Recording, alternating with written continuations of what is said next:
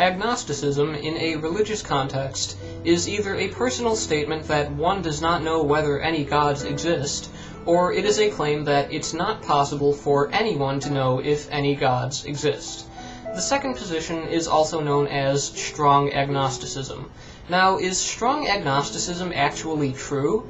I would say it's only true if these possible gods never interact with our natural world. Because the moment that any gods intrude upon the natural world, it will become possible for us to examine their activity, and by using the evidence at hand, we will be able to acquire some knowledge about these gods and their existence.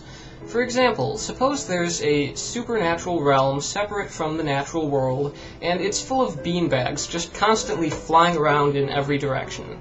And as long as these flying beanbags never interact with the natural world at all, we would have no clue that this was happening. It wouldn't be possible for us to know these beanbags exist. But if one of these things enters the natural world and smacks me in the face, then this phenomenon would be something we could investigate. So I see strong agnosticism as making a claim about the nature of deities. It implies that if any gods exist, then they exist in a form that never affects the natural world. It means they never do anything that would indicate to us that they exist. And I think this claim is falsifiable on a case-by-case basis. For example, we can disprove the claim that we can't know whether God exists as described in the Bible, because the God of the Bible frequently interacts with the natural world.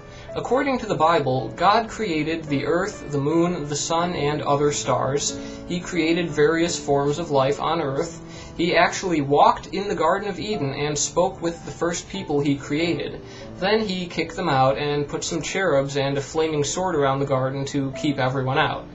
Later, he made it rain for 40 days, or 150, and drowned almost everything on the planet in a massive flood, presumably causing a terrible genetic bottleneck for the surviving species. He somehow confused everyone so they all spoke in different languages instead of one language. He made fire come out of heaven and destroy Sodom and Gomorrah. He turned a woman into a pillar of salt. He killed all the cattle of the Egyptians. He killed all the firstborn children of the Egyptians. He made a sea split in half and then put it back together. He made the sun stand still, and later he actually made the sun move backwards. He also fathered a child who was also himself. This is just a very brief overview. In the Bible, God has a lengthy history of interacting with the natural world. If God existed as described in the Bible, then we would probably know about it. I think we would know this when fire comes out of the sky and the sun moves backwards. So, for a God like this, that does affect the natural world, it makes no sense to say that we can't know whether this God exists or not. We shouldn't be agnostic about this God.